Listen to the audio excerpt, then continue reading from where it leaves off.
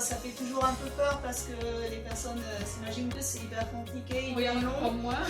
Alors c'est vrai qu'il y a une technique particulière, il faut la savoir, mais une fois qu'on connaît, finalement c'est pas si difficile que ça. Mais à quoi il faut faire attention?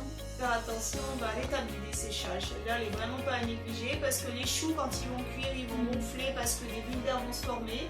Et cette étape du desséchage est très importante. Donc c'est quand l'eau et le beurre sont fondus et que ça bout, il faut mettre la farine et c'est cette étape où on va mélanger la pâte jusqu'à ce qu'elle devienne homogène, qu'elle forme un pâton, qu'elle se détache bien des bords. D'accord, c'est ce qu'on va voir tout à l'heure quand on va les préparer.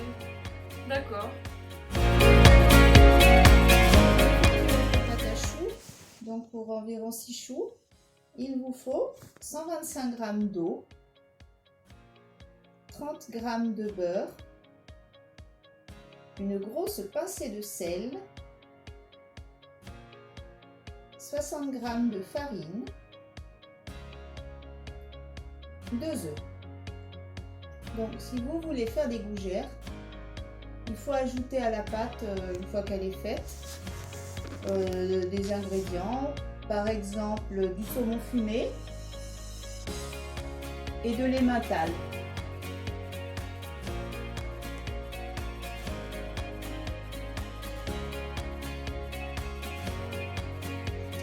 Alors, tout d'abord, on met l'eau dans la casserole, là, ainsi que le beurre.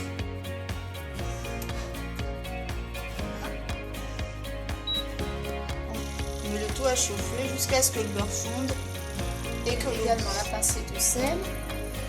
Alors là, le roux et le beurre n'est pas tout à fait fondu. Voilà.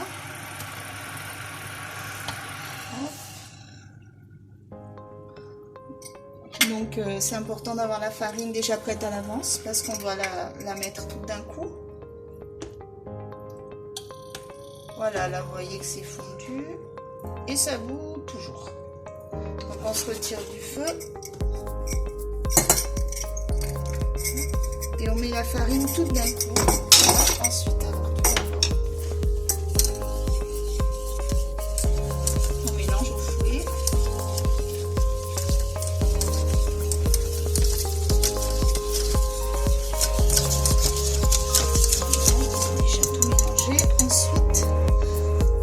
Dessécher la pâte. L'opération est très importante et permettra d'avoir une pâte très alvéolée. Ce sera très facile à fourrer, donc on remet sur le feu doux.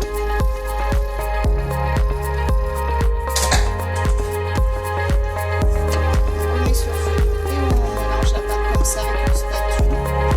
Donc quand la pâte commence et donc la pâte est bien desséchée, et bien c'est lorsqu'elle forme une boule bien dense et qu'elle ne colle plus au bord de la casserole. Un petit peu juste. Vous voyez que ça commence. Voici la pâte une fois desséchée, ça forme une boule qui n'attache plus du tout au fond de la casserole.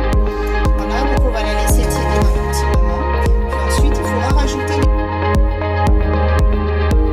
Alors voilà, ma pâte est tiédie. C'est important qu'elle ne soit pas trop chaude pour pas que les œufs se transforment en omelettes. Donc voilà, nous allons ajouter les œufs, donc un par un. Voilà, ensuite on mélange.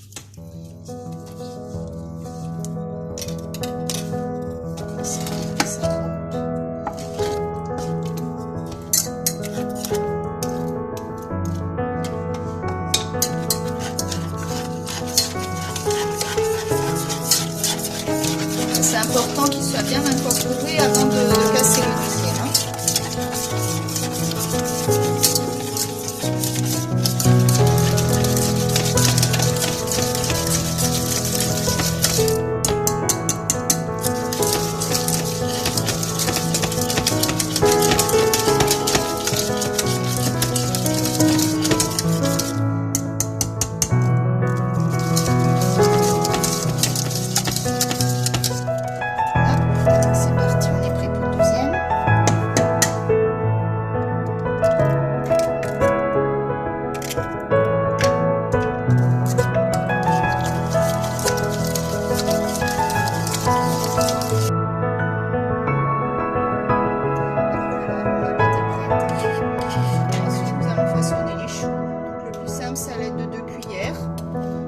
avec une poche à douille si vous avez.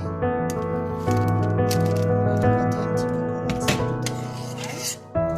Là, il faut les espacer suffisamment parce que ils vont prendre du volume, il va y avoir des bulles d'air qui vont se former à l'intérieur grâce au fait de la pâte à sécher.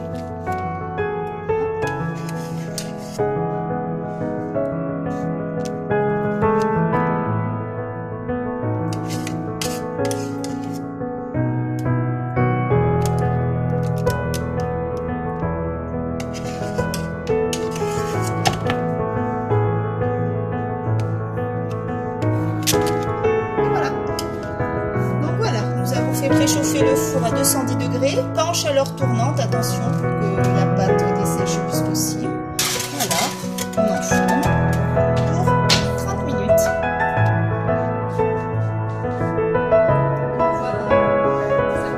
Voilà, j'ai sorti les gougères du four et elles ont bien gonflé.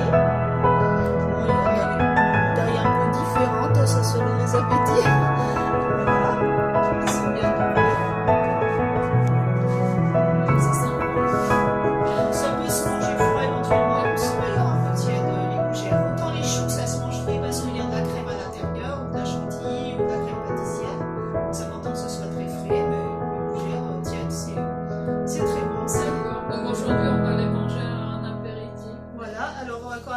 Avec un faut bon quand même vin. qu'on voit les... Ah oui, oui.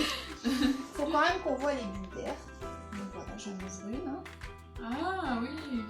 Donc voilà, comme ça. Jolie texture. Oui. Comme ça, quand on met de la crème, on peut en mettre au four quand on fait des éclairs, des choux à la crème, tout ça, voilà.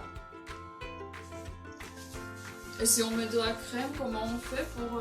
on le fait avant de mettre au four ou... Ah non, non, surtout pas. Après. Donc quand les choux sont prêts, alors on a deux solutions. Si c'est des gros choux, on peut découper le dessus, le capot, on met la crème dedans, on les ferme. Donc la crème pâtissière, quand on la met, doit être refroidie, ou la chantilly, c'est très bon aussi. Ou alors si on veut faire des plus petits choux, avec la poche à douille, on perce le dessous, et puis on remplit quoi. D'accord, c'est comme ça que ça tient ensemble. Voilà. D'accord. Mais les gros choux qu'on mange dans une assiette, on coupe le capot, et ça mange à la cuillère. D'accord. Et les éclairs, on fait un trou sur le dessus, puisque le glaçage va venir cacher les trous, et ça évite que quand on le mange, ça parte par en dessous. Ah, c'est pour ça qu'on voit pas... Voilà, on se dit, mais par où il le Voilà, c'est ça. Par où il met la crème. Voilà. Bon, on va les goûter.